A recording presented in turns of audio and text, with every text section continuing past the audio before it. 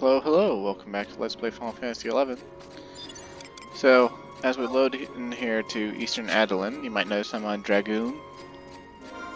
I've been up to no good leveling jobs.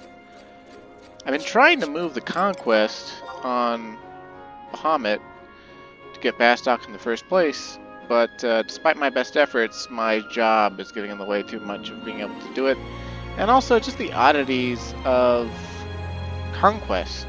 So like, Tavnasian Archipelago, the way I level, seems to be a pretty easy place to raise Bastok higher than other nations. And I raised Bastok to Dominant in Archipelago last night.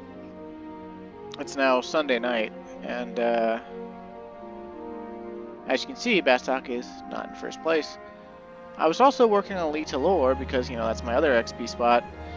One of my own Link Shell members actually kind of fucked that up for me because he was working on his companion NPC that you can do a quest for in Juno. And I don't know how all those quests go now, but you get an item, an earring that you equip to your ear called a Signal Pearl. And it dates back to like pre-Otter Gan times. And you'd have this adventuring fellow, that they call it, that has like this slight amount of quests in it, and like depending on how you answer the quest stuff, you get an adventuring fellow that is a certain race and sex. And I had one of those on my main character that was an elven female with the silver parted bangs hair. But you like have to level them up. And I don't remember how their job works at all, but it was sort of like trusts before trust. Like you could summon your adventuring fellow and they could probably help you at any place they could be summoned.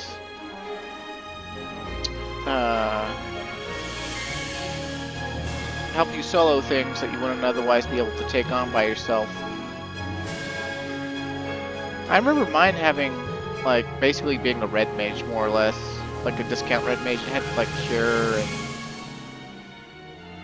I want to say protect and maybe Dia, but I don't think it did too much. I think her name was like Radil or something like that. Anyway, he was leveling his adventuring fellow to 99 because apparently you can do that now, and cleaving and cleaving and cleaving my EXP spot. And I got to team up with him for a little while because he was like, oh, hey, you're here, I'll team up with you. But, like, you know, he's rank 10 Sandioria, I'm rank 10 Bastok, and he was just doing this all night. And after I went to bed, he was still doing it. So, like, he just, like, took Litor by storm, and there was no getting it. And that made sense, right? That made sense to me.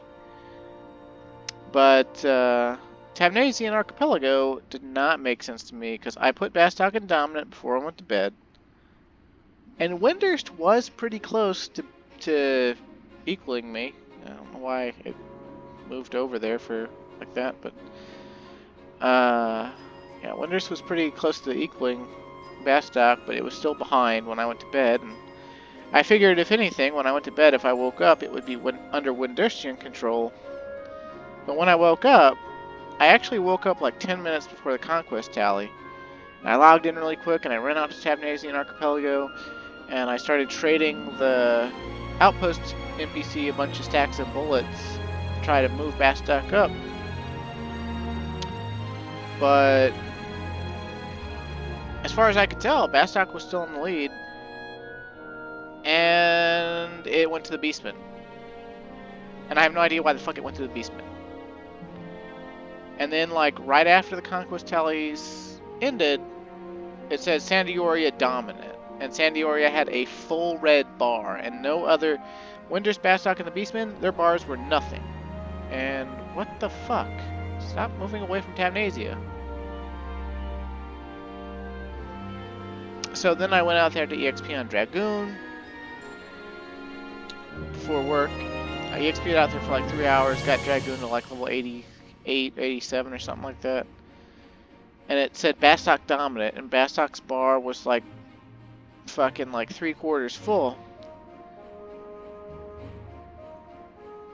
And Windurst, for some reason, nearly caught up to Bastok again, and I was just like, what the fuck? No one from Windurst is out here EXPing. How is their gauge going up at all? Because when the Beastmen are in control, there's no one to trade to. And I did a see all of the region.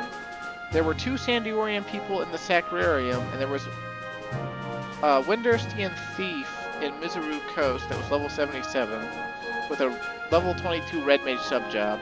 And then there was a level 91 Samurai. I don't know why it's doing that. Yeah, then there was a level 91 Samurai named like Taru Pa or something. I have no idea where he was. He was somewhere in Lufai's Meadows, but he wasn't at the monsters that would give XP. So either there's something I don't know about, or Windurst was fucking cheating. But I come home from work and suddenly Beastmen are dominant, and whereas their gauge had been at 0 before I went to work, it was suddenly like 60% full and bigger than Bastok and Windurst by like double. I don't understand Conquest. If you understand Conquest, fill me in. Because I want to make Bastok first, because I have over 3 million Conquest points and I'd like to turn them into guild. Anyway, enough of my bitching. We're going to try to advance the Adolin storyline. And we got to go through Ra'Kaznar. And because we've already been out there, we can just go there. But we have to go to very specific places in Ra'Kaznar now. And sorry, thought we were gonna get a cutscene. Oh, okay, maybe not. By the way, we're in Ra'Kaznar. We gotta go through Ra'Kaznar, and so I'm gonna have to follow maps. There's gonna be a bunch of running around with sneaking invisible up. We might have to do Reeves here and there, but we'll see.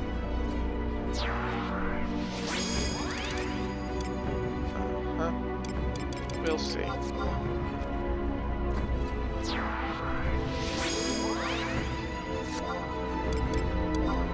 As far as my Dragoon goes, though, the spear I've got on is the Olindicus from... or Olindicus, I don't know how to say it. Olindicus? I guess Olindicus sounds good. It's from Alluvian Skirmish. It's not considered good by today's standards, but you sometimes see it crop up in Dragoon guides as this was once the best spear, the spear to end all spears, and now it's no longer the spear to end all spears. It's just sort of like a entry-level weapon. And we don't have perfect augments on it, but I wasn't about to spend a whole shit ton of money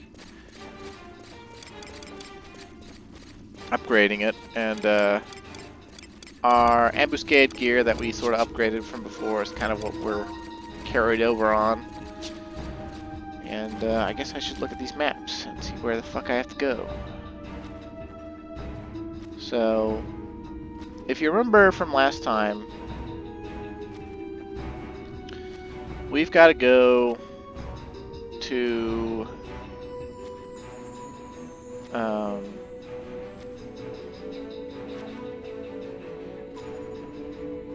well, we've got to find Sajj'akka's scales, right? So we've got to go through Ra'Kaznar in a way that'll actually lead us to the scales. And there's like, I don't know, 2 or 3 scales to get, something like that. And it's through a lot of the area, so you definitely have to have the key item to complete the Reeves. Also, I apologize for my rant at the beginning about Conquest. It was like completely stupid and out of nowhere and you didn't care about it. I don't imagine that you'd care about it, but I care about it, you know. It was very easy on Odin on the Odin server to manipulate Conquest and put Bastok in first place. I didn't always succeed, but I succeeded like over half the time. And now that I'm not able to do that. There's like a higher population on Bahamut and like more bots on Bahamut. I'm a little bit annoyed. Of course, it won't matter really once we get all the jobs to 99, because once we get all the jobs to 99, the only way we're really gonna affect conquest areas is if we like level sync somehow, or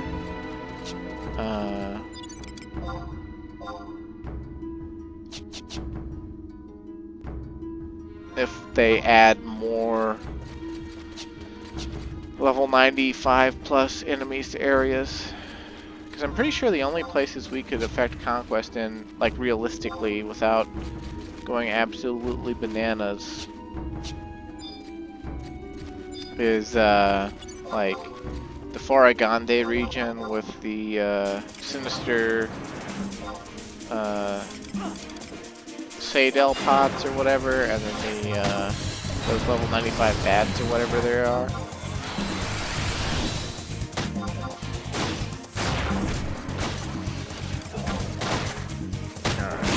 So, got Dragoon now. And we're not perfect, but we've got the Empyrean Weapon Skill Camlet's Torment. I went ahead and shelled out like 2 million to get it.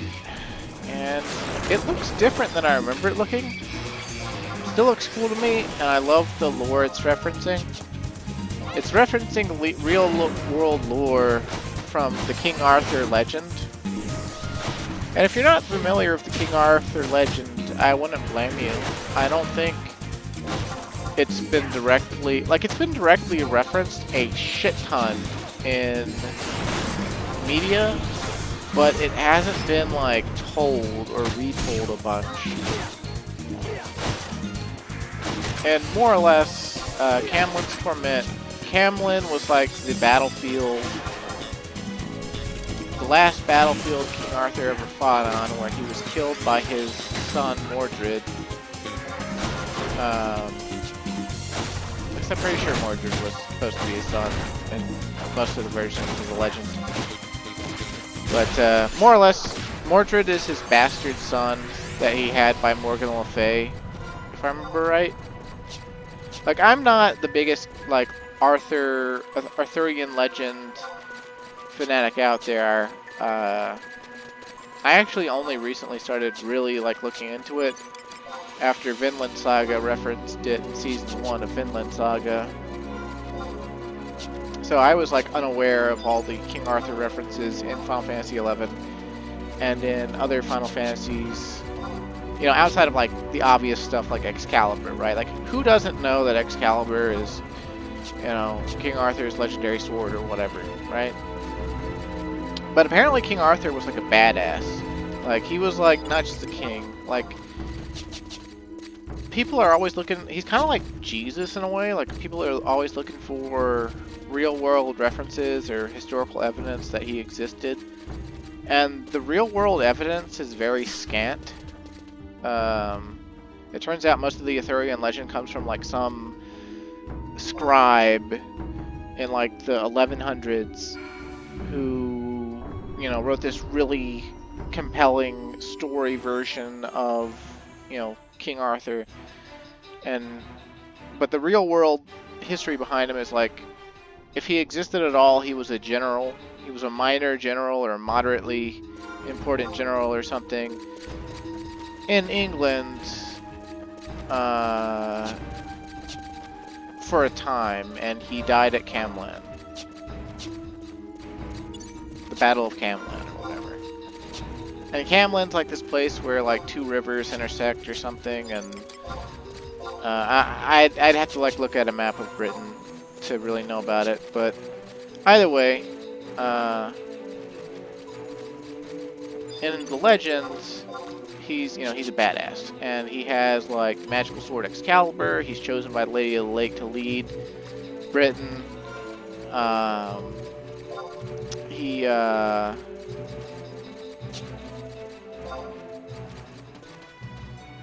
the round table, and he's actually like a monster slayer. Like, he fights with giants and dragons and bears and his name means like bear. Arthur means bear apparently, or like bear king or bear person, something like that. And which is, you know, like, I grew up on like the Arthur cartoon TV show, so Arthur meaning like bear or bear king or bear killer or bear whatever the fuck. That is like so at odds with what I picture when I hear the name Arthur, you know, because I'm picturing this like aardvark, right? And it's actually like, you know, this fucking badass. But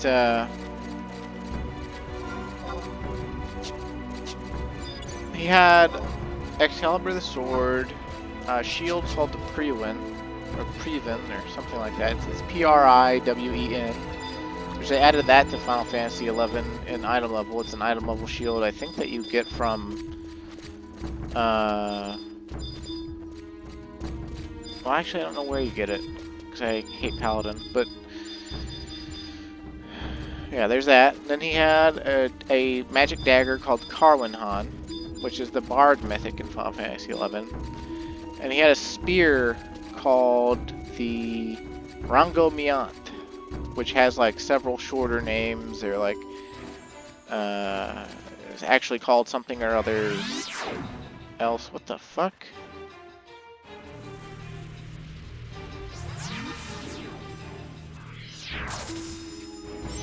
Oh, we're getting like a mini cutscene for getting the scale. 10 key item star bless scale. You have found one scale. Okay, we're 1/3 of the way there.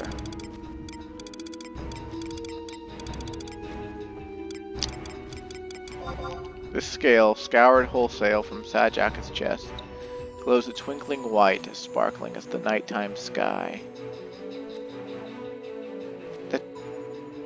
That doesn't make any sense. Twinkling white as sparkling as the nighttime sky?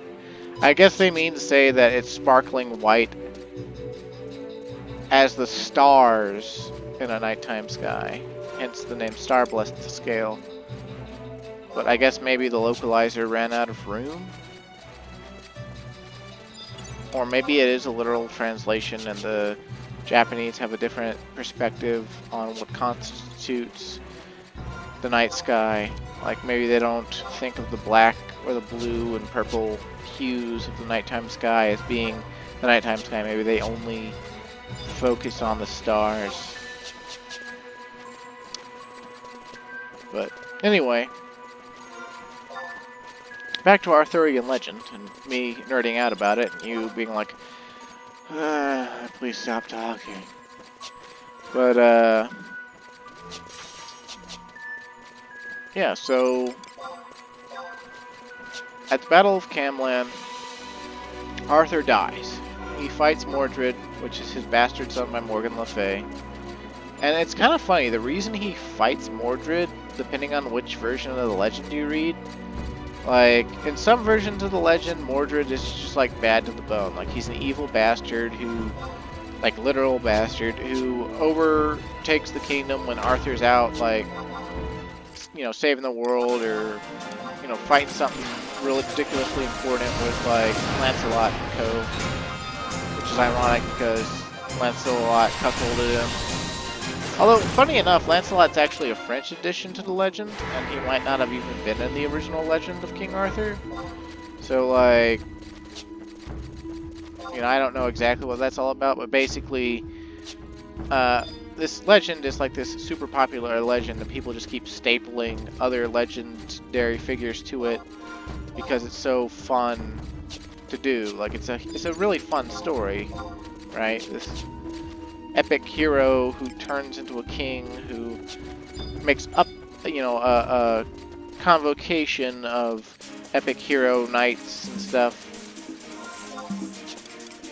And then, you know, he's, you know, with the addition of Lancelot, you know, now there's romantic turmoil, and women can get in on the legend now because they can identify with Guinevere and, you know, having multiple men lust after them and such. And then, you know, but I'm so off topic for where Mordred and Camlin's Torment and such comes in. But, yeah, so in other versions of the legend, Mordred is his bastard son, but he's like beloved. Like he's actually a kind and just ruler, and the reason he's able to take over the throne is because Arthur is this, badass Chad who lives for battle and doesn't really lead his nation. He just sort of like, this is what we'll do, and everyone's like, yes, Chad, we will respect you. And, we kind of have to because you're ridiculously powerful and unstoppable.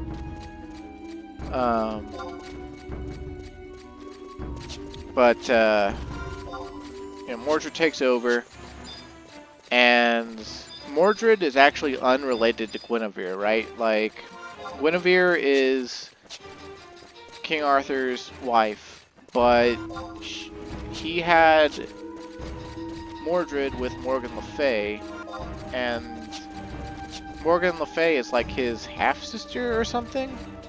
Or maybe his full-on sister. Either way, we get the incest trope in there. And Mordred is a product not only of, illegitimate sex, right? Like premarital or out-of-wedlock sex. He's also an incest baby.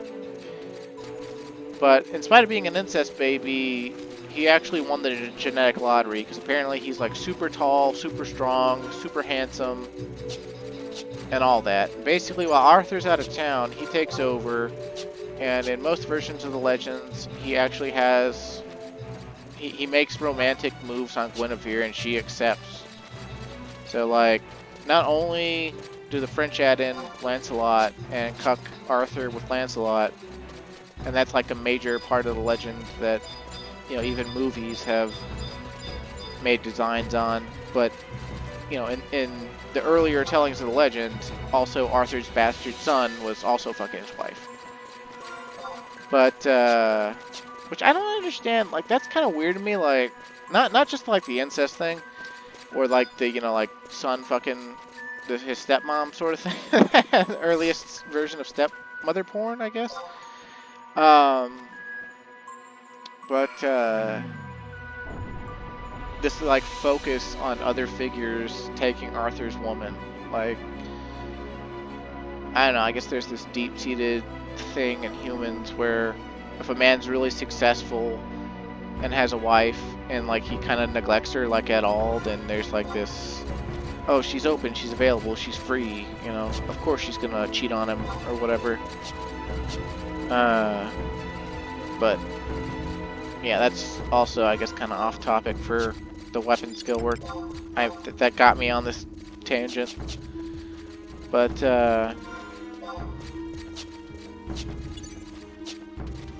map, have you lied to me and failed me? Let's see. So we went over and we went up the elevator. We are now up the elevator. Okay, we have to go north. I'm stupid.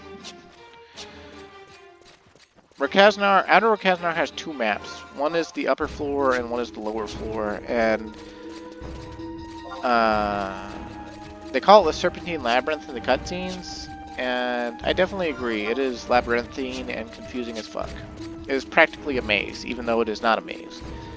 It is a literal labyrinth. It's just, you still have to know where you're going, right?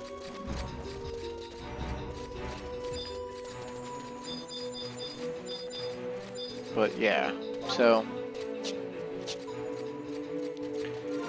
at the Battle of Camlan, as far as I remember,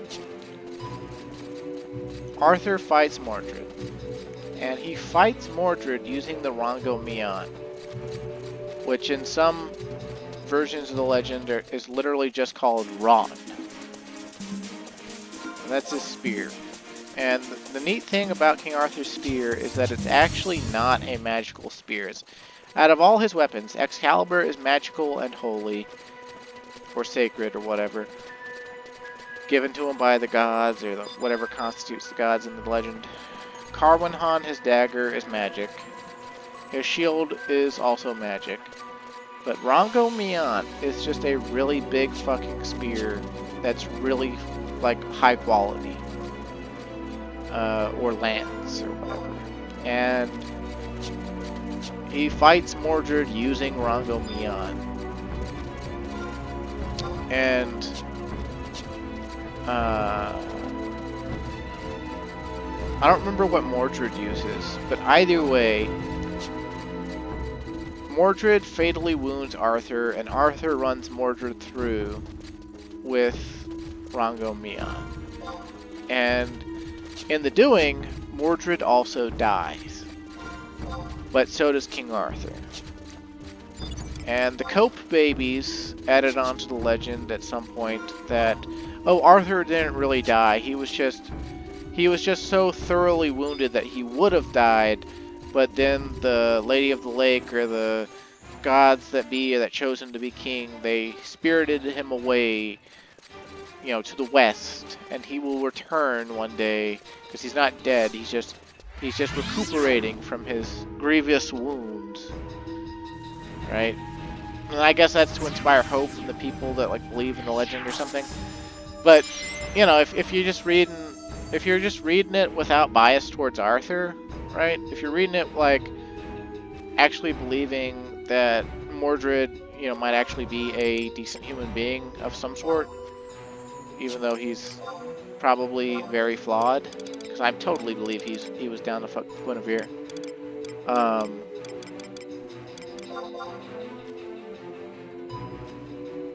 This scale, scoured wholesale from Sajj'akka's chest, glows a pale amber, as soft as a Lintint moon. What the hell does Lintint mean? Lintint moon, huh?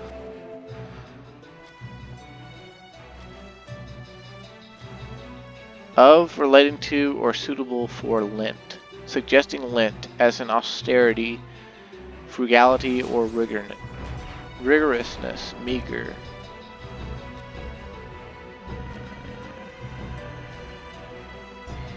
Okay, first recorded from 900 Middle English, lente, linten, spring, springtime, lint.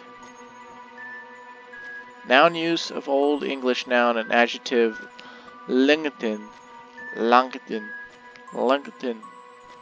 spring, springtime, lint of springtime. So a springtime moon. Plain or meager, Linton, fair. So either a plain moon or a springtime moon. I don't know how the moon is different in spring, so I will assume that it means like a plain moon. But whatever. Cool, we add another word to our vocabulary.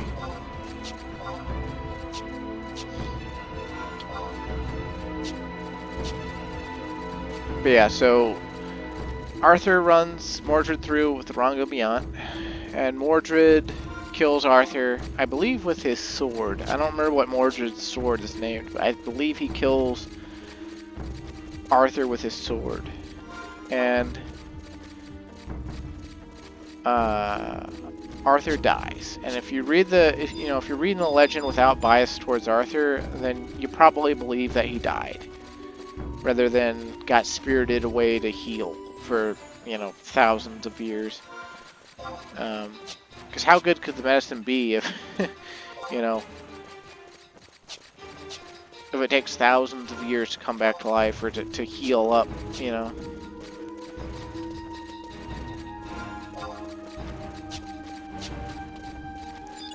And that's the lore behind Camlin's Torment. Like, and my super roundabout way of telling you,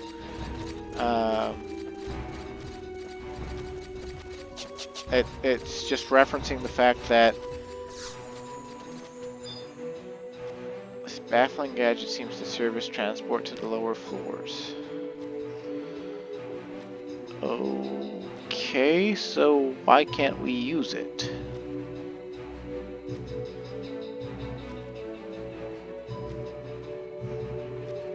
Tell me things.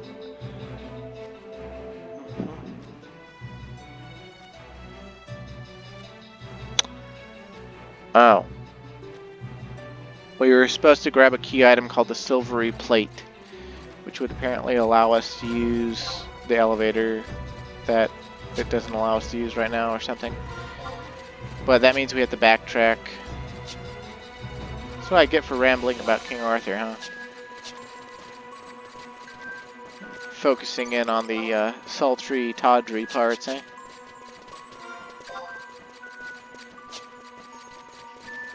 Gotta be honest though, whenever I think about Guinevere, I always think of her movie depictions where she's like a super hot redhead. And it's just like, bro, super hot redheads are peak. Like, they're peak female attractive. Like, there's no beating a hot redhead. Like, not even the hottest Asian women. And I've got like an Asian woman fetish. So, take that as you will, right? Okay. Okay, yeah, so we're gonna have to go back down the way we came. And get this silvery plate. And also apparently there's some optional cutscenes we can go get. Which, I mean, we're only a half hour in, right? So we might as well go get them. They're probably really simple or something. It says we can watch them at the Goblin afterwards. But like, watching them afterwards, it's nice to know about them, to see what they were. But I'd rather show them in their sequence, I suppose. So, I see, it doesn't make sense to me. Why can we use this section of the elevator, but not the other section of the elevator? Like, I know the doylist reason is we don't have the key item that lets us use it at the other spot. But why does the other spot require that and not this spot? No, wait a second. We have to be on the first floor. This is the basement. We have to get the silvery plate, we gotta be on. God damn it.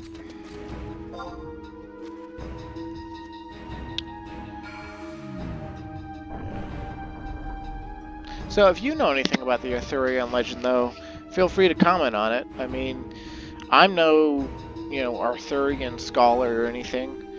Like I said, I got into it because of a freaking anime.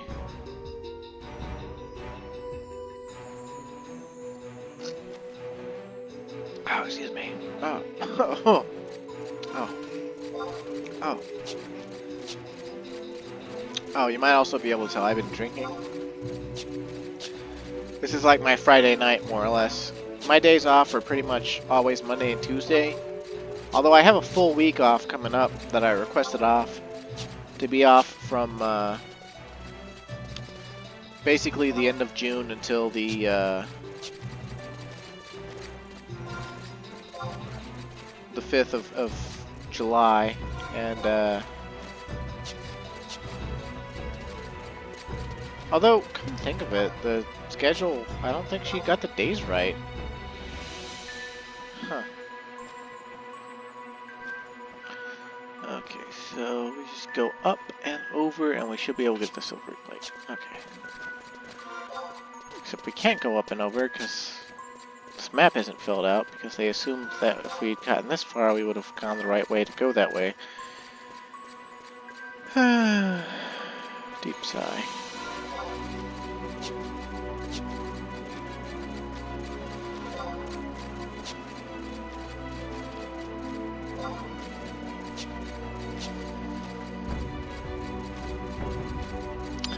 Yeah, reading about King Arthur was actually quite surprising for me. I didn't realize, I'd seen the movie depictions and I'd read like the simplified version of the story, like the modern, like the family-friendly version of the story a few times while growing up, and I always thought it was cool, but I never really.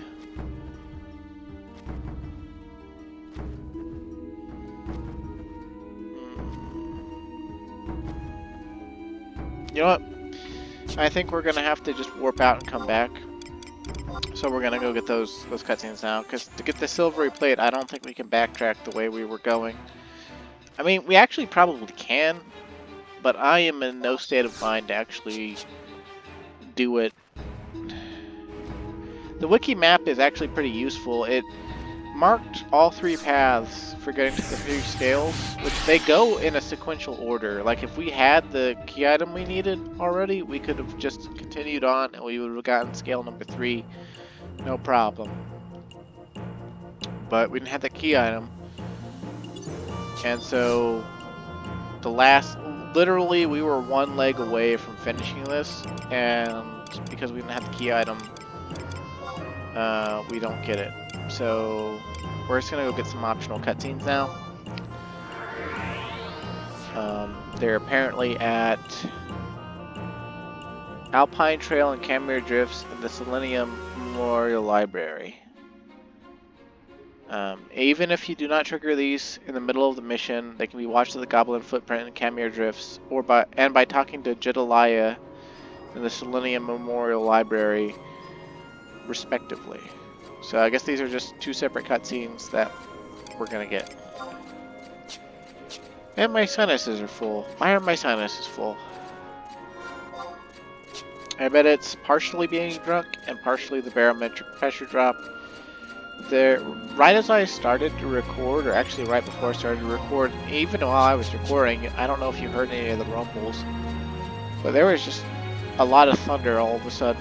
I got a little bit concerned, because the area I live in has been known to have tornadoes. And I moved to this area in 2001 with my family, and I kind of keep getting struck back here, but that's neither here nor there. But we moved here in 2001, and then there was a tornado in like 2003, a tornado in 2005, and I think like another tornado in 2008. And our house never got damaged by them, but the surrounding area, including a tree that used to be on the back hill, got snapped in half. People we knew had lots of their property destroyed, and there were houses within a mile or 2 of us that also got completely wiped off the map. So every time there's a big thunderstorm around here, I actually get a little bit concerned now that a tornado is going to come and just wipe out my house and the entire neighborhood that it's in. But anyway. Oh, hello, Coleman. I've been searching and searching, but haven't come up yet with anything of interest. How about you?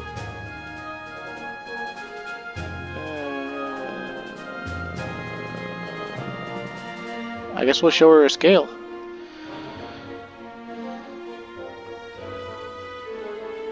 You say this is one of his scales? I thought it would be more physical in form. Or does it look like this because it was sealed away for so long? Its light is so comfortingly warm, yet the scale itself is so frail. Perhaps there are more left to be found.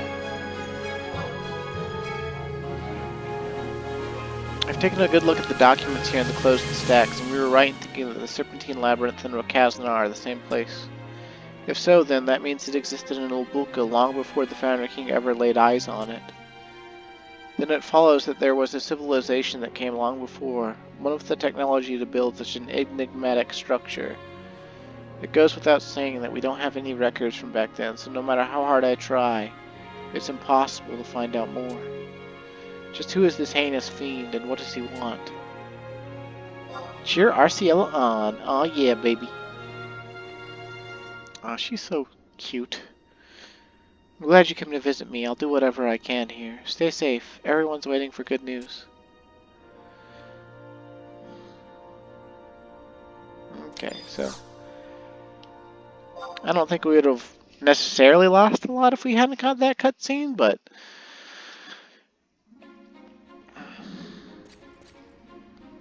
I like cutscenes that involve Arciella, so I'm not complaining. Are you complaining, viewer? And then the viewer does say, man, the only thing I'm complaining about is you being drunk and psycho-babbling about freaking King Arthur.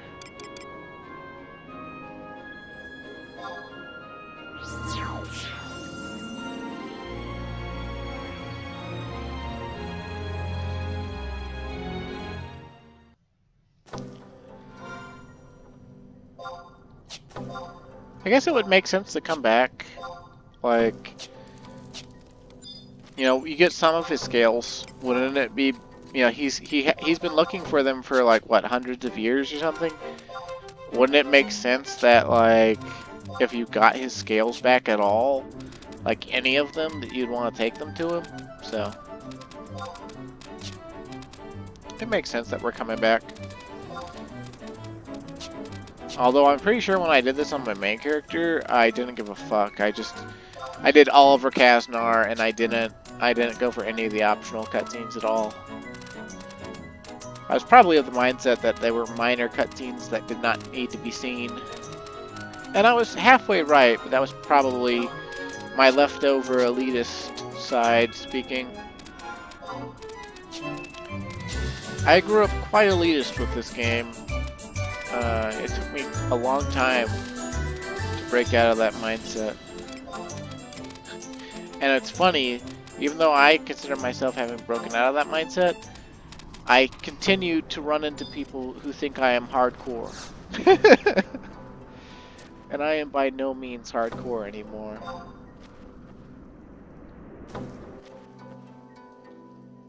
What do you think, viewer?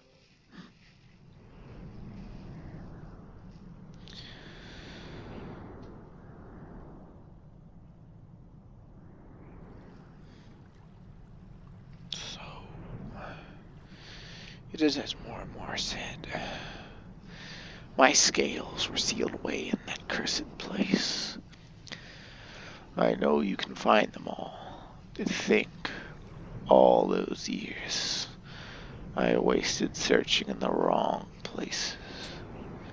But remember, even if you find them all, I will not be at full strength, and will not be able to penetrate the Serpentine Labyrinth any more than you. Hades, my hatred for you grows deeper with each breath I exhale. Calm wind, I know you will succeed.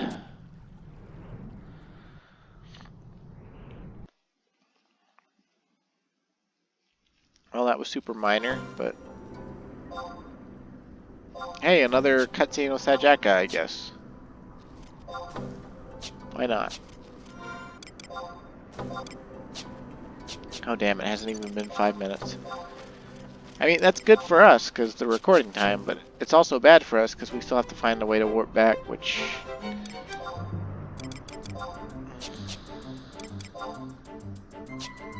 No, no, no. I have a Matt's cap, damn it.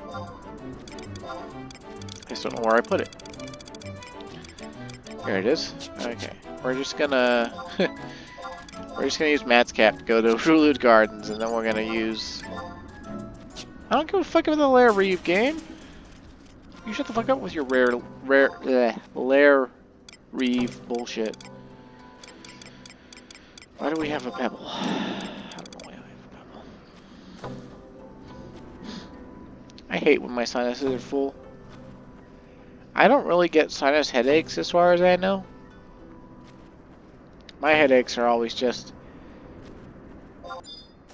I think, related to blood flow and hydration. And like most Americans, I'm chronically dehydrated. I drink a lot of soda and not a lot of water. But soda actually does partially rehydrate you because it is mostly water. It's just all the sugar and corn syrup and caffeine. It's also diuretic, so like you'll pee more, and so the hydration factor is significantly less compared to water. So like you can't do like a heavy workout on soda alone, but you won't die if all you drink is soda. And that much I know because I knew several guys in the Navy who the only thing they drank, like literally, there was at least one guy I know for a fucking fact.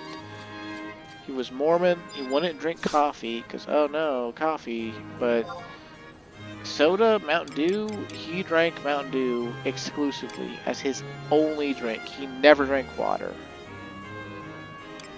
Only Mountain Dew. Not fruit juice, only Mountain Dew. And, yeah, he was a better sailor than I was. He was got his qualification faster.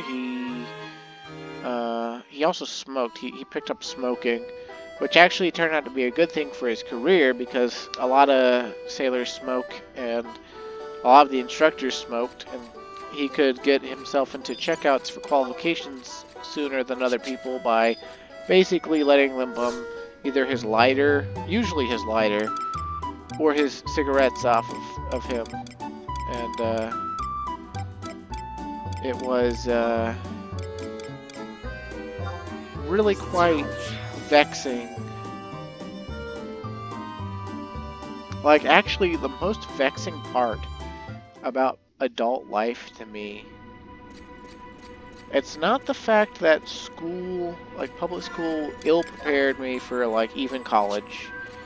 It's not the fact that, you know, things I grew up believing were technically lies or not the whole truth or had their dirty parts, you know, shielded from me or anything like that.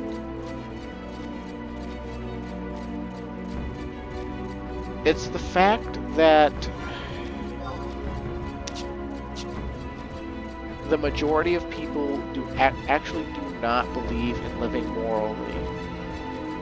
They only believe in living for themselves and the things that they value. And the things they value aren't usually principles, right? So, and they're also not usually discipline either.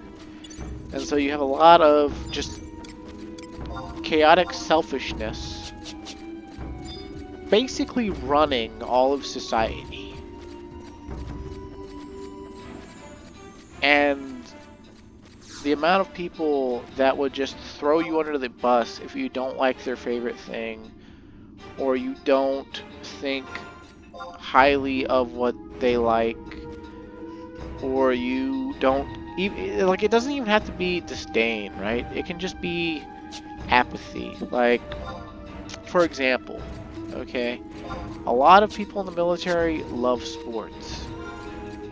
And they don't even have to love them, like play them. They just love spectating. Football, for instance, right? American football. Hugely popular in the Navy. And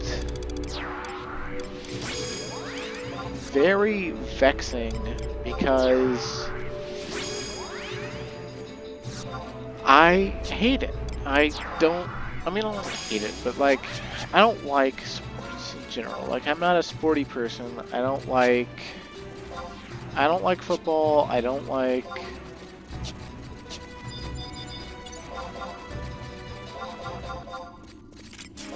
soccer. I don't like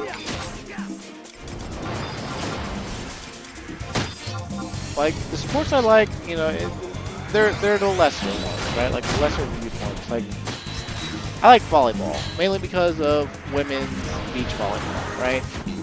I like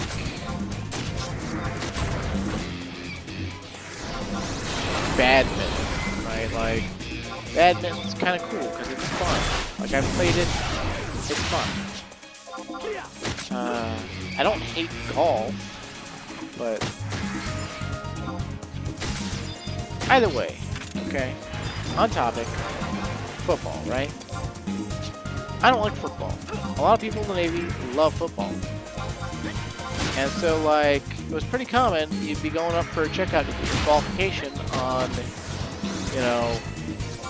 the average logarithmic declination of energy and how it affects the, power turning or whatever of the reactivity within the nuclear reactor.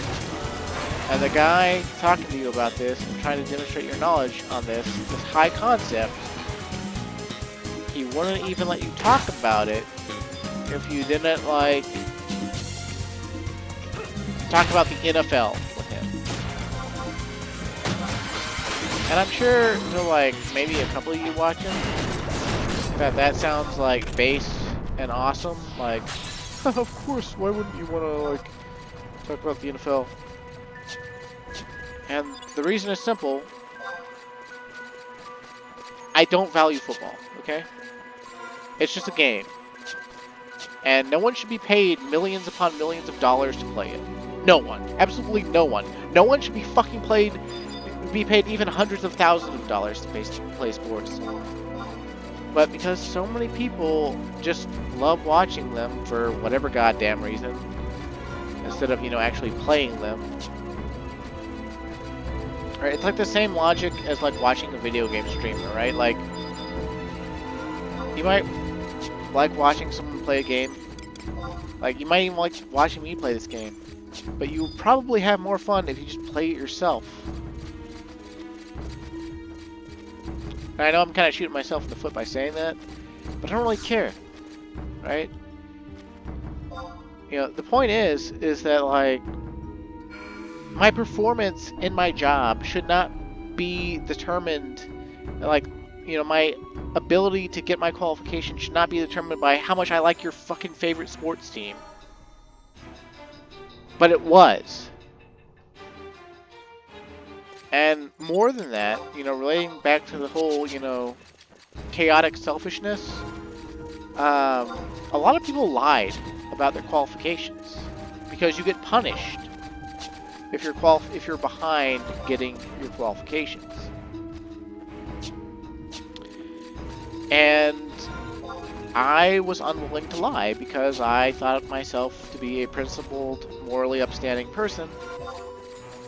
And of course, being the only one that didn't lie, I was the only one who got punished. And when I was in training, it wasn't that bad. A lot of other people were behind.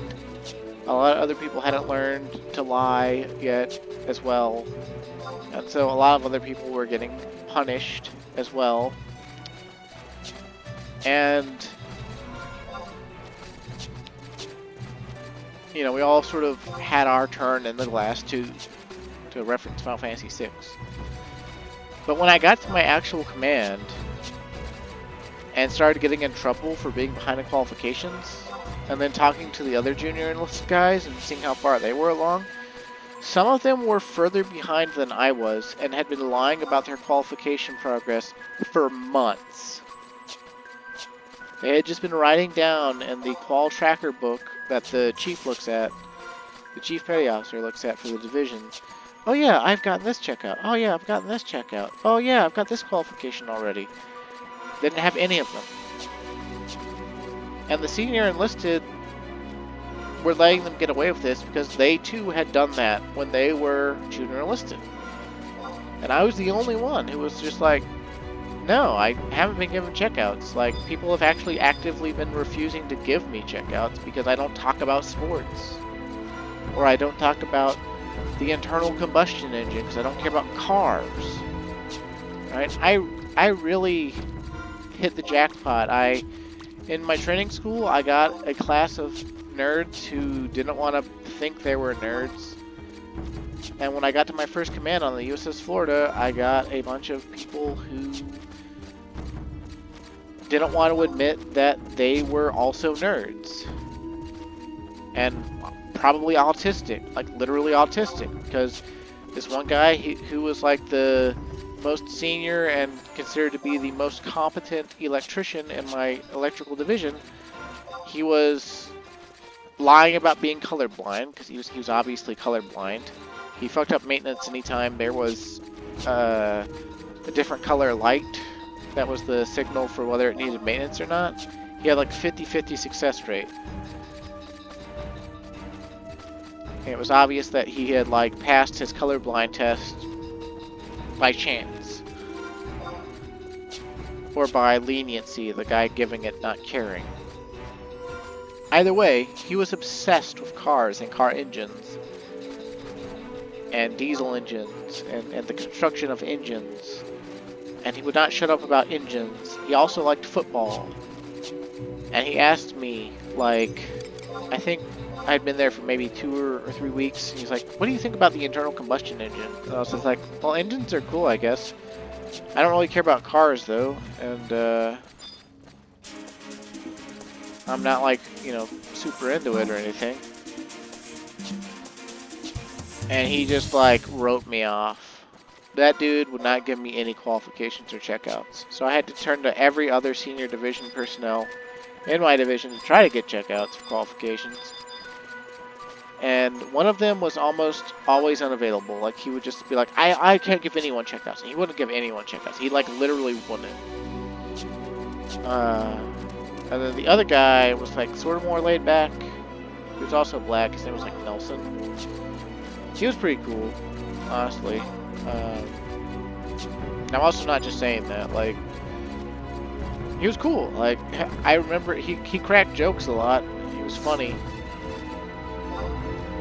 He talked about the Can't Remember to Forget You music video for Shakira and Rihanna. You're like, man, that was like softcore porn. I just, that like stuck with me.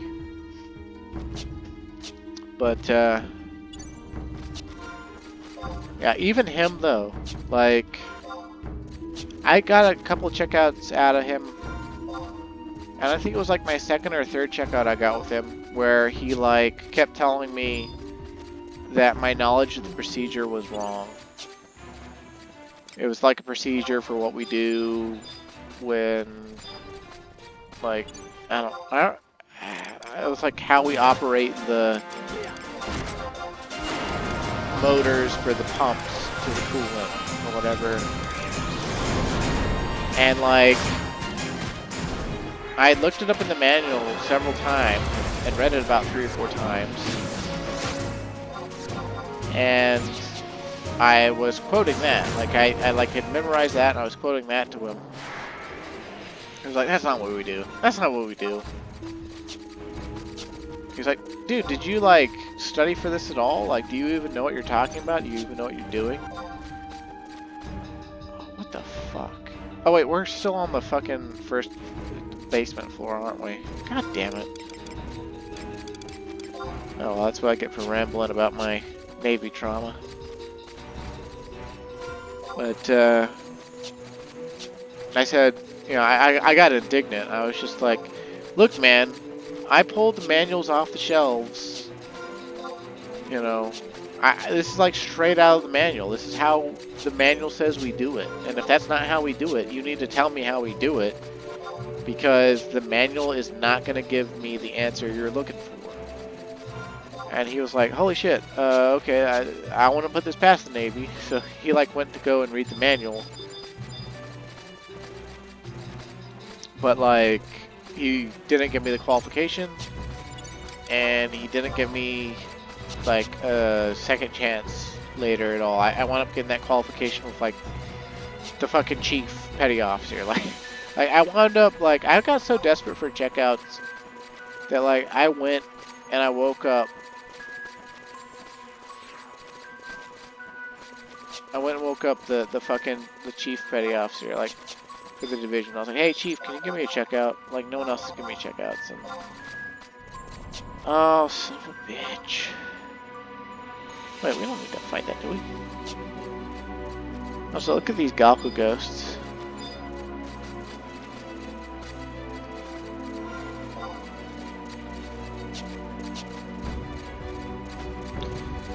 These maps are like simple, although a little bit tricky when you're sober, and when you're drunk, I like feel like I'm looking at the same map, even though they're different.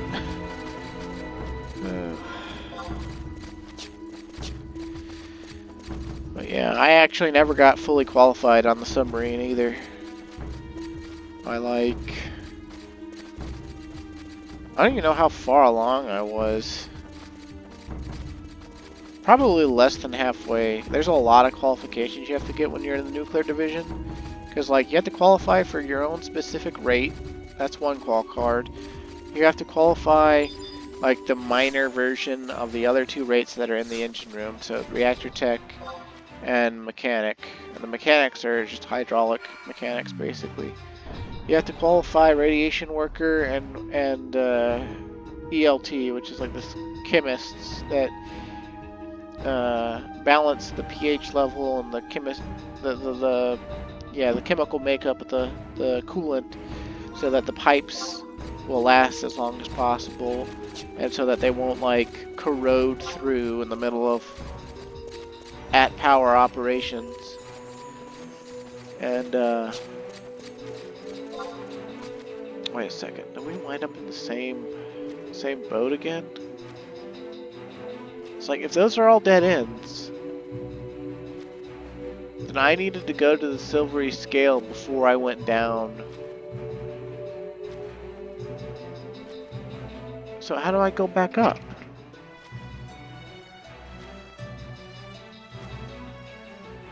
Do I just go back to the roots?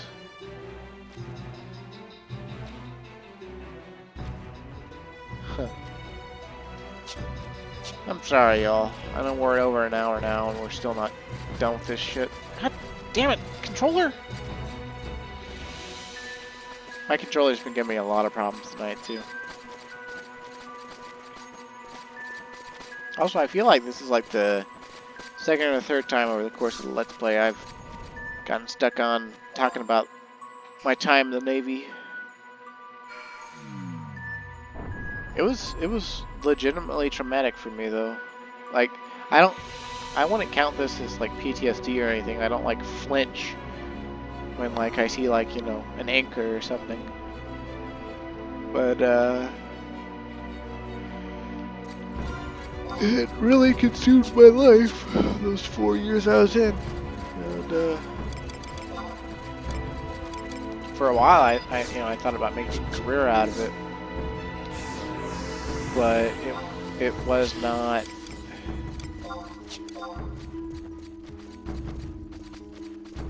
it was not for me.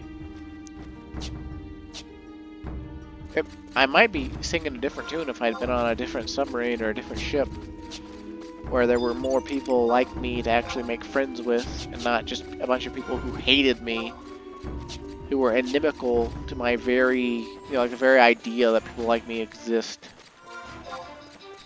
Right?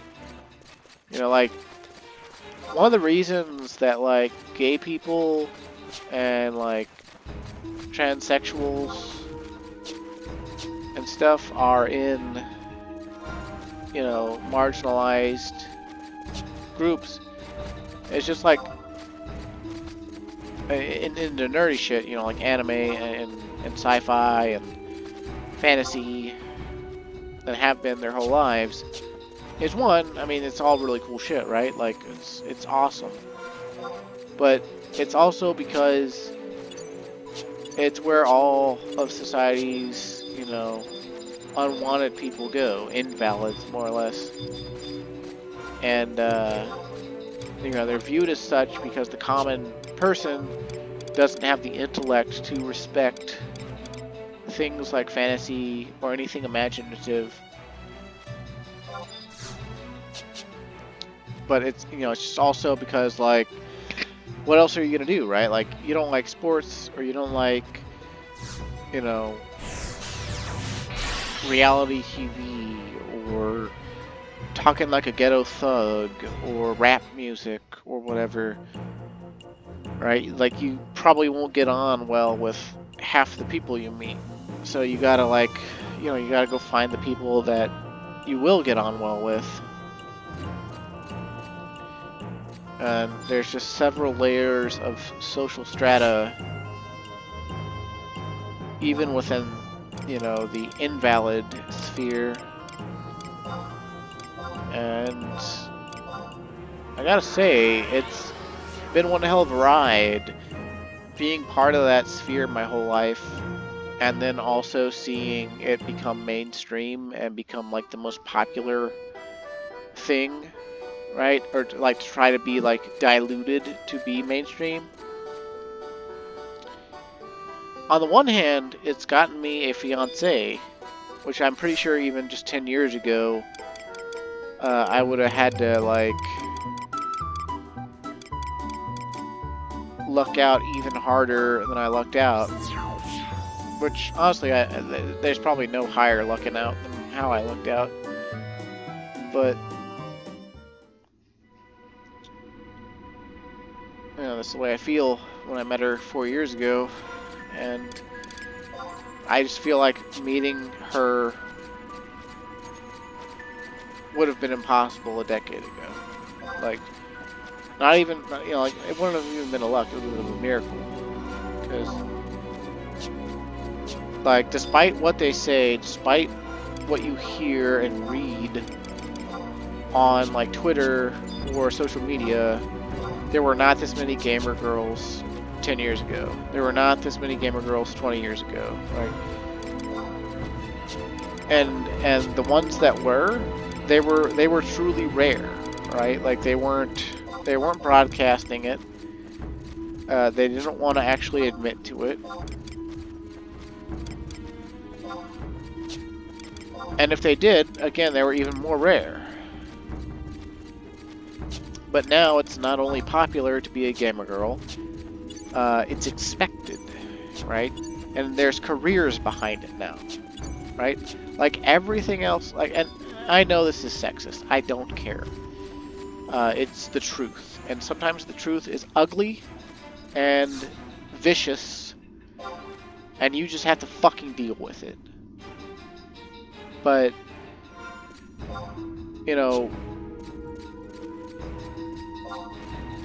women pushed for equality once life became comfortable, right? Industrial Revolution happens, start inventing things like radio and air conditioning and shit, and boom, feminism takes off full scale.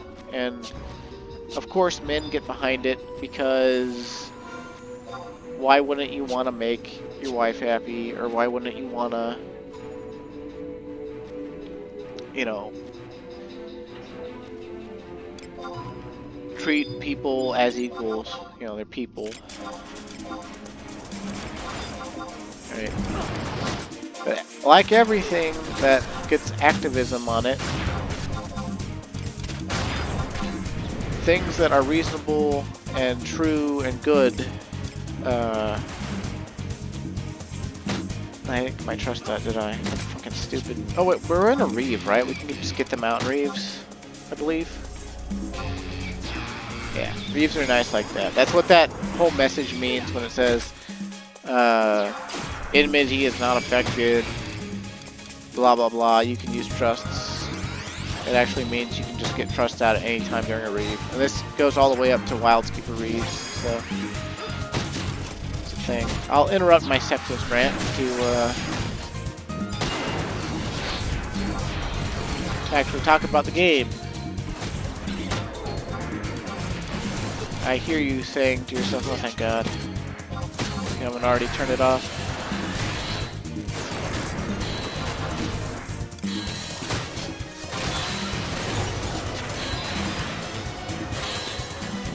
But yeah, so, you know, women push for rights when things get comfortable. And now that it's comfortable, now that it's cushy, now that it's mainstream to be a nerdy girl, you know, women are coming out, they're becoming streamers, they're playing games for the first time, and then saying that they were lifelong fans.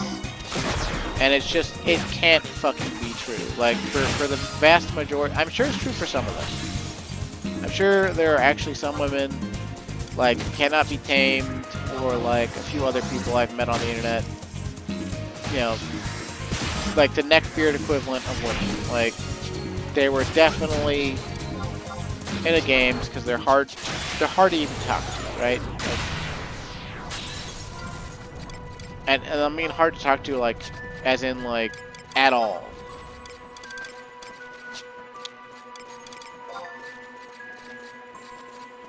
But, you know, just like the prevalence and the, you know, frequency of how many gamer girls there are now, yeah, it's unreal.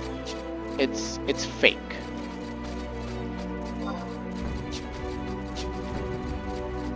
It's a product of the times, telling them that it's okay now, and so they are now. And that doesn't mean I hate them for it or anything, but, you know, part of me, obviously, you know, from me ranting about it, part of me is not okay with it. Part of me is just very mad about it, right? Where were you 10 years ago? Where were you, you know, during my adolescence? Where were you in my high school, you know? And, I mean, don't get me wrong. I actually did meet, a few nerdy women in my high school, right? Like, there was a girl that had a crush on me that was, like, super obsessed with anime and Inuyasha and stuff, and she did play video games. But, like, you know, she also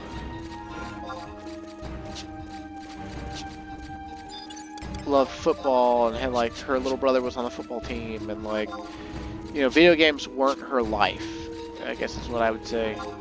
Like, they are mine. Like, there's this other term and this other idea that comes up nowadays. Did I fucking do it again? We're trying to get to the silvery plate, and I'm just, like, not reading this map right. I'm so angry about the stuff I'm ranting about that is irrelevant to the game that I'm fucking the game up. Sorry, y'all.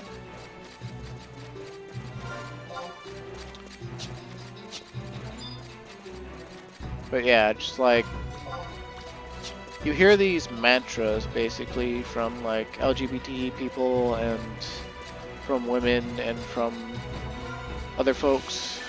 We were always here, and we were always multitudinous, and there were always a lot of us, and you just couldn't see it because you're super racist and super sexist and super homophobic.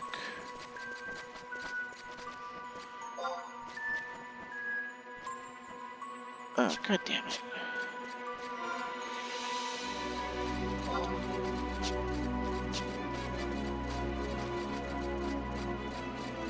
But, you know, it's just like, no, I'm none of those things, right? Like,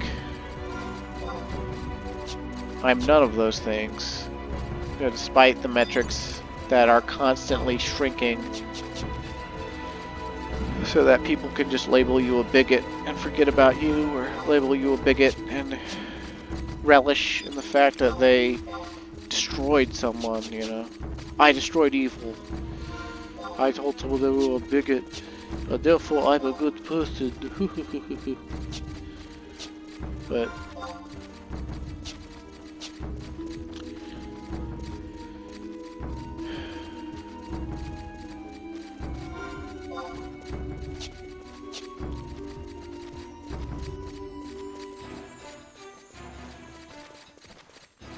the fact is, it's just, there weren't a lot of people that were like the people today. And that's definitely a sign that I'm older now. Like, that's definitely a sign that times have changed. And it's not necessarily a bad thing. As angry as I am, right? Obviously, I was talking about chaotic selfishness, and I'm angry because the situation at the time and society overall did not benefit me as an individual. And so I'm just following what I laid out as human nature, which is chaotic selfishness. Although I would probably label mine as orderly selfishness. Yes.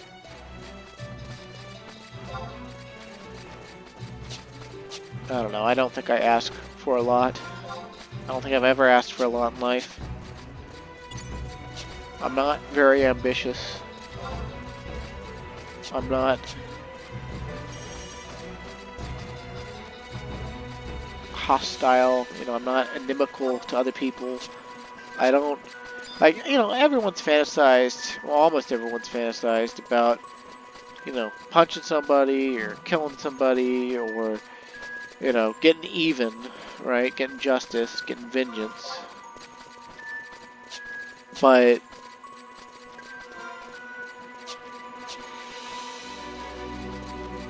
you know, there's very few people who would actually like follow through with their intrusive thoughts or their dark desires.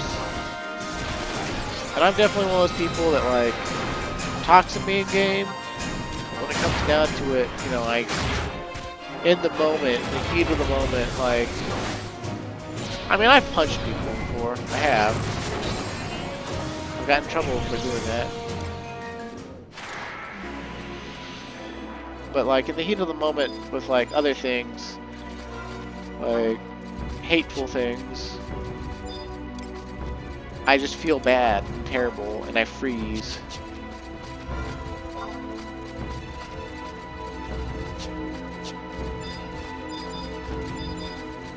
Like I have a conscience. I don't wish ill on people that I don't like or don't approve of.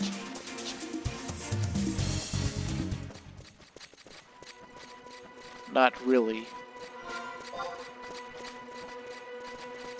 And as sour as I am with women, you know, I'm not a misogynist. I don't, you know, don't cheer on violence against women. I don't hate women at all. I'm like every other guy, straight guy. I practically simp for any woman that's mildly attractive. In fact, I actually spent a large chunk of money in the early 2010s. I was completely enamored with an artist named Mikiko from Germany. She's half German, half Japanese. And, like, I didn't think I would ever get anything out of it. But I was, like, a huge fan, and I just thought she was just, like, unfathomably beautiful. And I still do, actually. I think she's a beautiful person. Dullahan. Let's fight one of these things. Let's see what they do. Oh, they're not going to be do very much, but you know, I'll try not to weapon skill. Or they could just die anyway. The Dullahan uses Villainous Rebuke. I wonder if we learn any blue magic from them. I haven't gone blue magic learning in a long time. Those things are clearly undead, though. They have headless horseman vibes.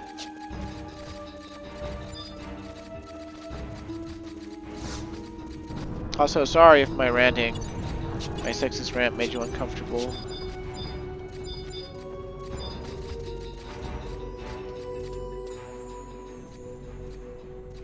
But it's how I feel. It's what I've experienced too, you know? Like,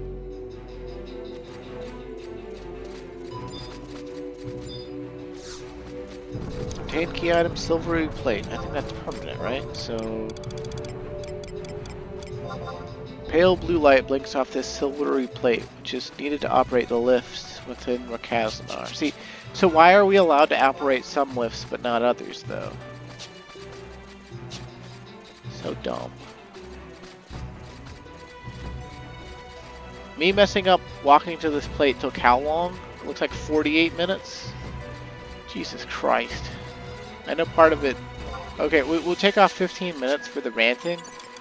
That got me, like, running into a few dead ends. But even still, that's a fucking long time to be fucking up.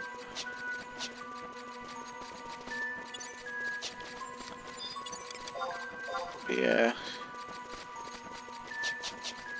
I guess also, like a lot of guys, I've struggled with women. Like... And I don't even mean just in the romantic sense. Like, making friends, keeping friends, you know, speaking at all. For most of high school, my interactions with women were, like, kind of limited to, you know, can he give me all the answers to the homework? Or can he, you know, let me cheat off his test or whatever and stuff. I even had a girl in 9th grade physics claim that she'd suck my dick if I gave her the answer to the lab questions or whatever. And I didn't believe her, so I You know, I didn't give her the lab answers, and she got really mad.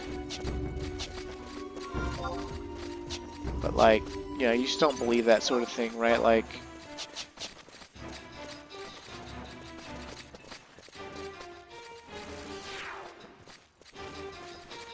certainly it's probably happening for some nerds out there.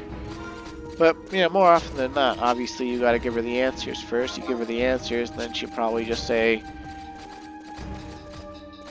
"Don't be ridiculous. I never promised I'd suck your dick. You know, I wouldn't do anything like that. You're ugly," etc., etc. You know, become hateful, become spiteful, burn bridge, right? So. But there was that, and then the year after that, it was like chemistry, almost always science, but almost never math. Honestly, in my math classes, I don't think a girl ever asked me for the answer. Well, okay, that's not true. In calculus, I got it. I was used as a springboard during class time. I didn't study with them outside of class time, though. They all studied together and got way better grades than I did. But in class, they crowded around my desk, me and my friend Chris. And Chris was gay, and he was really hoping that I was also gay. And that's also been another facet of my life, is running into lots and lots of gay men that really hope that I am gay, because I seem to be gay. I come off to a lot of people as gay, and I'm not gay, and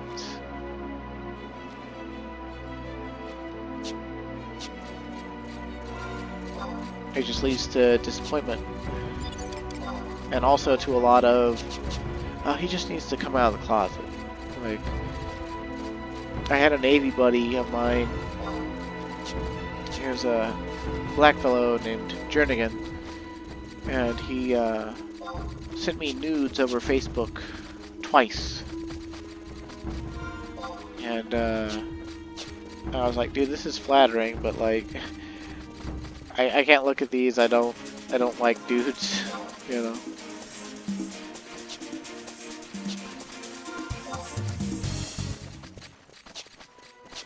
Now the first time it was kind of tasteful, like he like covered his junk with his hand and it was like half flexing or something. And we were super fit back then too, because we were both still in the Navy. But later on, it was less tasteful. It was, you know, just like full frontal.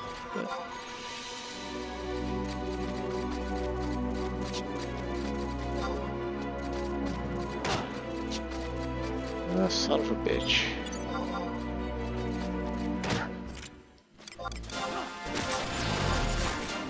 At least we get to see plenty of Camlin's Torment in this video of me ranting. I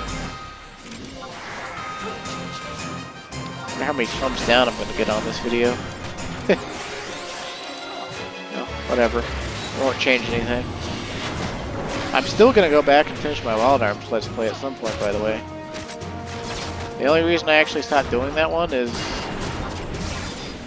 it wasn't well received. But mostly because I recorded off my PS5 and I got super lazy and super busy. I just could not find the time between this Let's Play, my job, my fiance, and the other games and shows and things I want to do and see in life. And just, it was the cherry on top of people constantly thumbs downing my Wild Arms Let's Play that made me kind of put it on hold. So like, yeah, I don't need to care about that because no one else cares about that.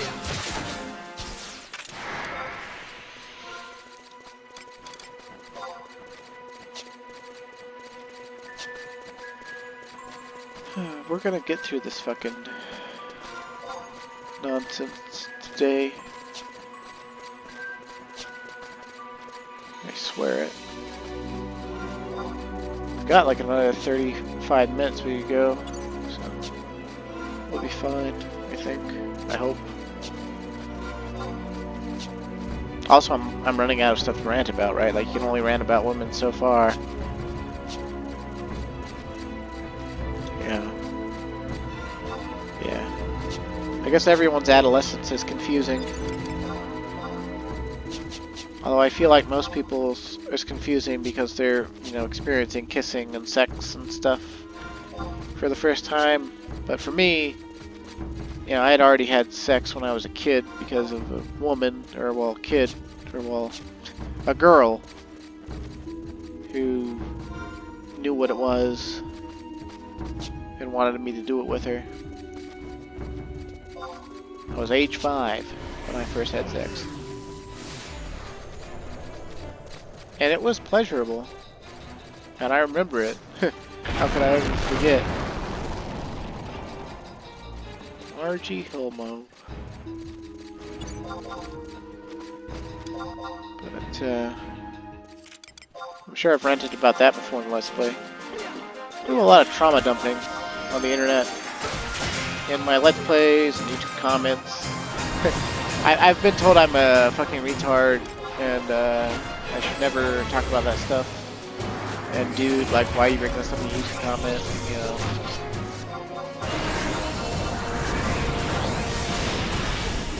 There you go. But everyone has their moments where they're fragile and like stuff comes out easier. For some people, that's what lets them get into relationships at all, right? It's the fact that they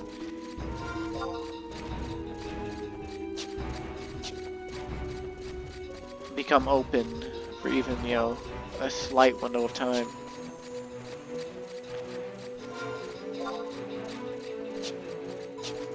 I don't know if this is how, like, I process this, or if it just makes me feel better.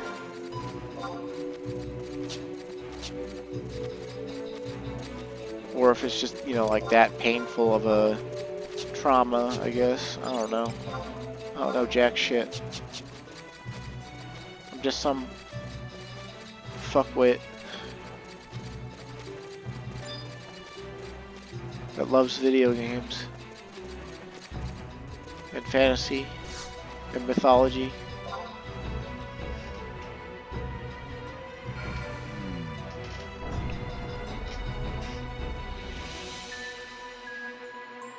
And words.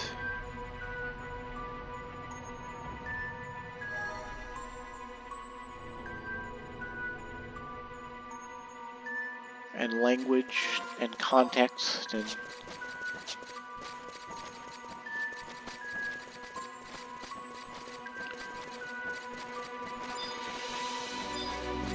clear sinuses. Like an aggro there. Shun the Night Stalker.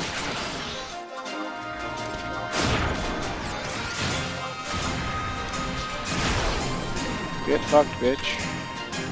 Can't even live through my first salvo of jumps.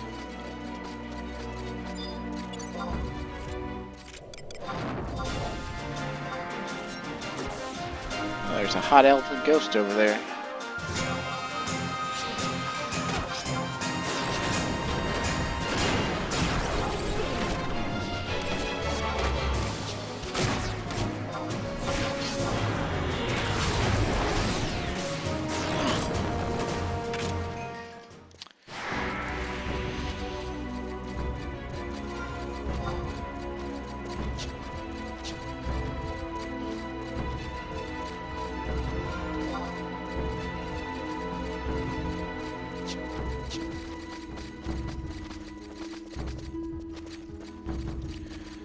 I think with the silvery plate we can actually go into Inner Ra'Kaznar. But I don't think that's going to happen in this quest. I think we just get the last scale and then we go back to Khmer.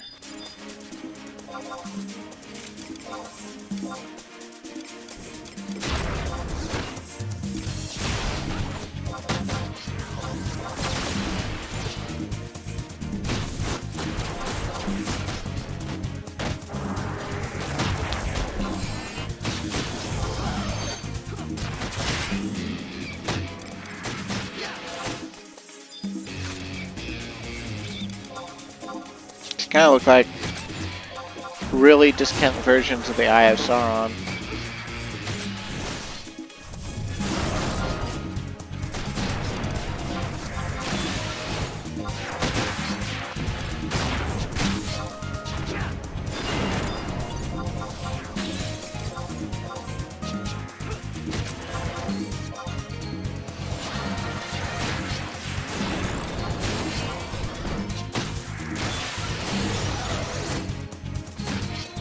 How about that? I start off the video by ranting about conquest points, then I talk about Arthurian legends, and then I go on a sexist rant.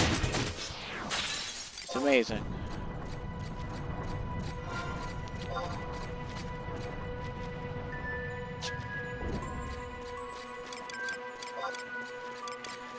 But yeah, I think by today's standards, I'm definitely a bigot. By, like, I guess the youth standard, but also maybe even by some older standards. Definitely by lefty standards.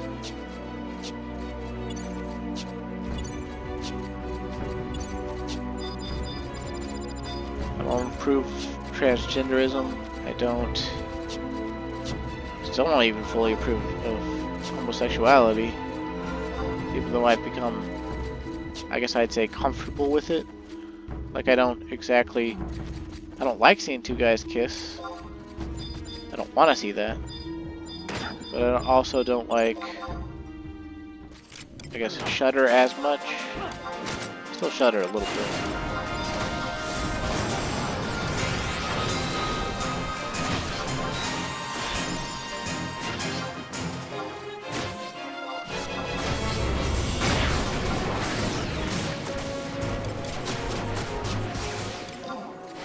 Definitely on the undesirable list, though, for a lot of people.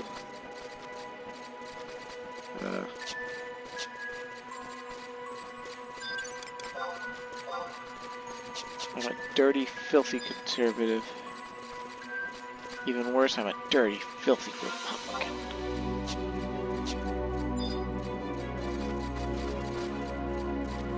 And evil.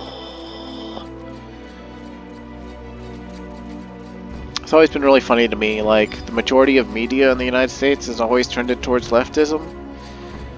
And like in the 90s and early 2000s, there was so much leftist propaganda just baked into media.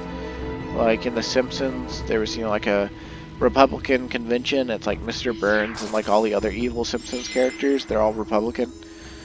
And even though it's a joke, right, like, there's truth in every joke, and of course that truth relies on the, could you have found the final scale, huh? Yeah, the truth depends on the jester telling the joke. The scale, scoured wholesale from Sajj'akka's chest, glows a vibrant yellow as bright as the mid-noon sun. Okay.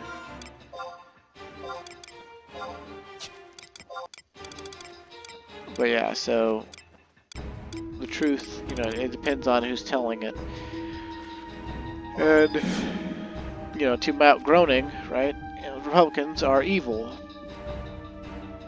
But obviously it's a cartoon, so they're cartoonishly evil. So not actually evil, just perceivably evil. But what this has as an effect on society, though, being shown in a show like that, that's like confirmation bias, right? Like, you just keep getting shown that one side is evil all the time. Comes time to get politically active. You turn 18, you can vote. But of course, at 18, you're usually actually not. You just don't care enough. So by like 20, 21, 22, 23, 28, 37, you go to vote, and your whole life you've been told Republicans are evil. And even, thinking Republicans are evil as a joke, right? Like, it's in your head, right? It's a concept you have. Republicans bad, not Republicans good.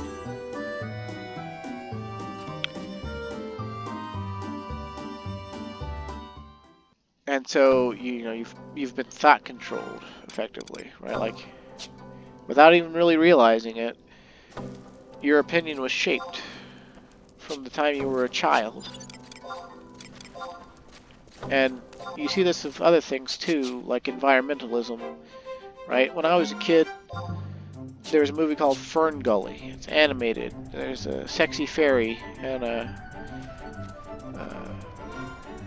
like a construction worker or whatever, you know, helping to deforest the rainforest.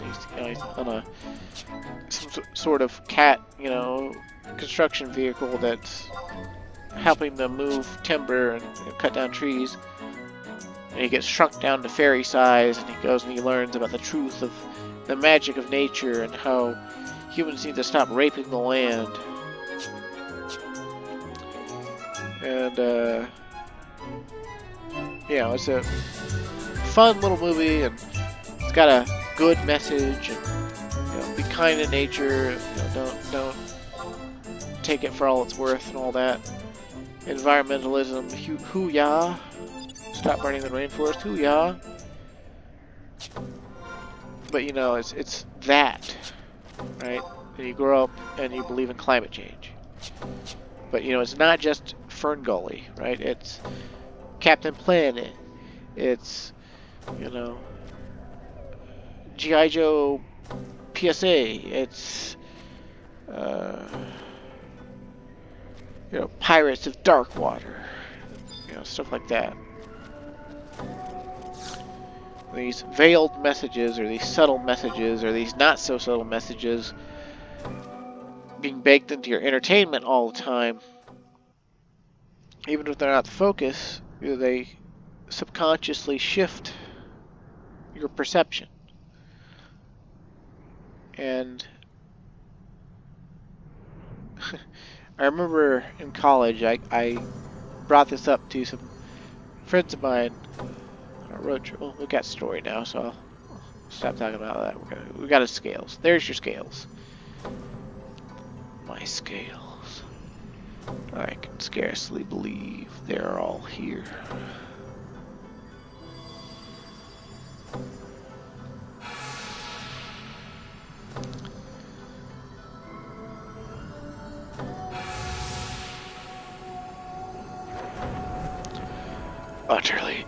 Utterly amazing.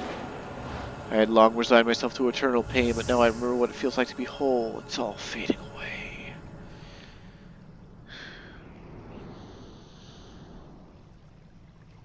The nightmare is over.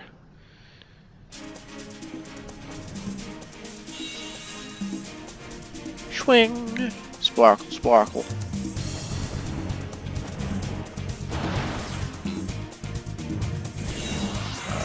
I am free. Once more will I be able to soar above the clouds, feeling your wet droplets coalesce on my flesh. Children of man, you are my thanks. Now that I am once again whole, I will aid your cause. The dragon does not forget his promises. Badass.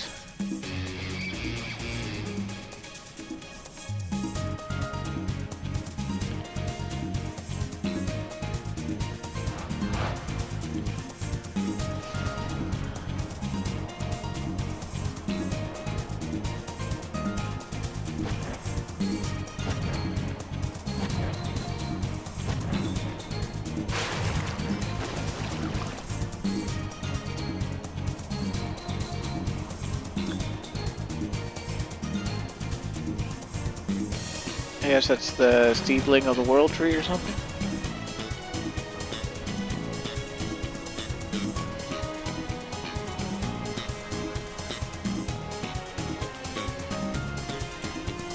Is he eating it?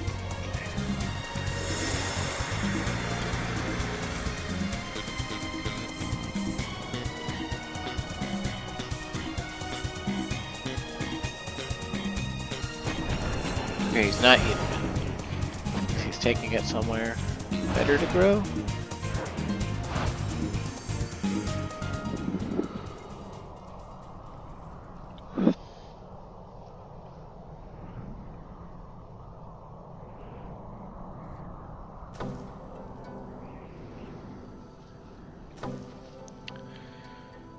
Is this a world tree sapling? Like the one August brought back from Razowa? So what now, Sajj'akka? You feel like humanity isn't as hopeless as you thought? My friend, these outsiders, why did you call them? Adventurers, they journey the land for all sorts of purposes. Fame, fortune, justice, wanderlust. Here they fulfill the roles of pioneers. They come from the Middlelands, but they have all been all over the world. Some went to, what was it called? Ottergon, where they served as mercenaries. Color me impressed more and more. You have certainly been busy when not under my gaze. We talk of August and curses, ancient empires and forgotten kingdoms, but what Vana'diel is today, it is because of young men and women like Calm Wind. An age of adventure. Speaking of powers long forgotten, back in those olden times, there were three forces that made all this possible. The savage yet noble hero, King August. The twinned world Twee. The twinned world tree, which watches over all life. And you, Sajj'akka, a holy dragon whose light shines like the freshly woken sun.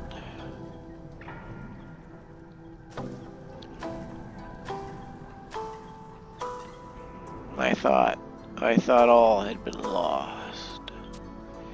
We worked as hard as we could, and it was all we could do to seal away Hades.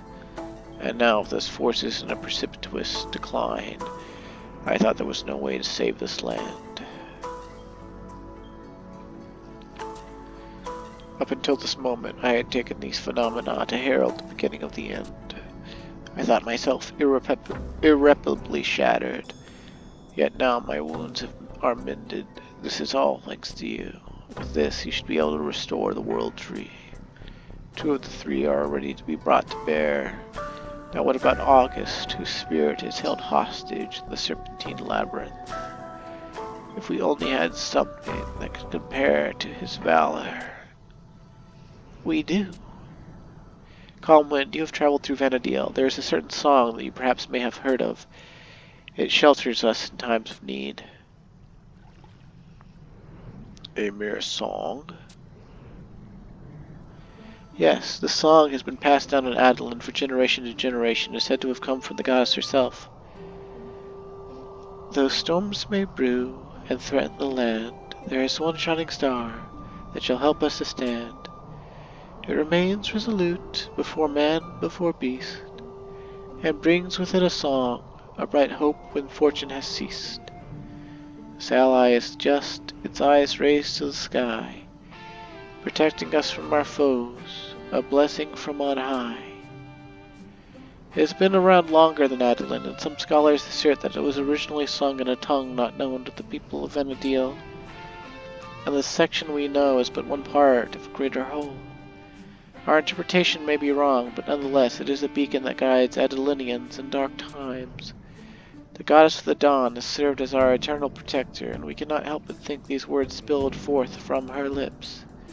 Hearing this song now, I feel like all hope is not lost. That tomorrow will be a brighter day. As Sajj'akka said, maybe we do not have the 3 forces that sealed Hades away so long ago, but we have something now that they did not.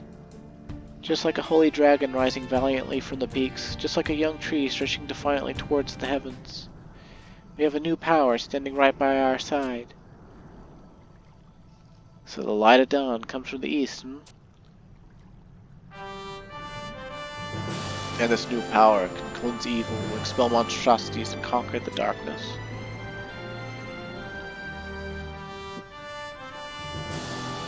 Uh-oh, he's seeing us as August, who's drinking that drink that old man loved.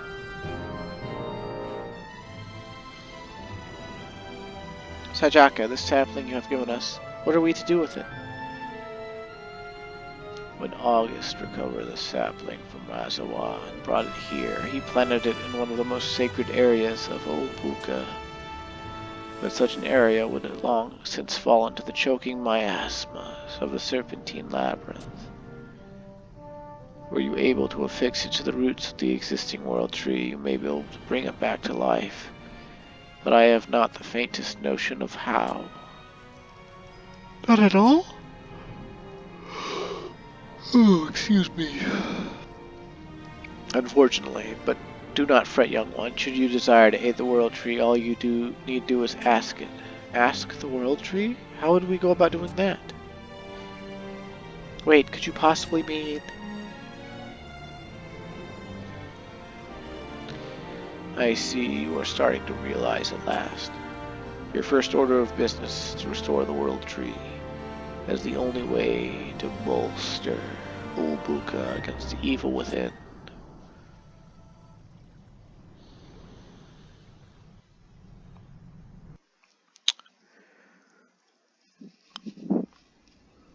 Okay. So, we got that cutscene out. So what do we gotta do next?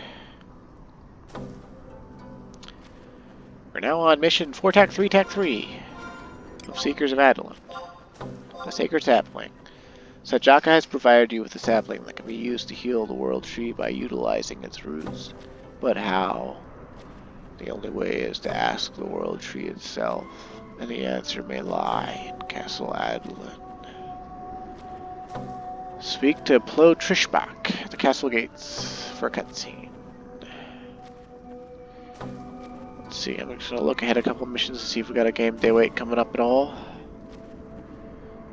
It's looking like no. It's looking like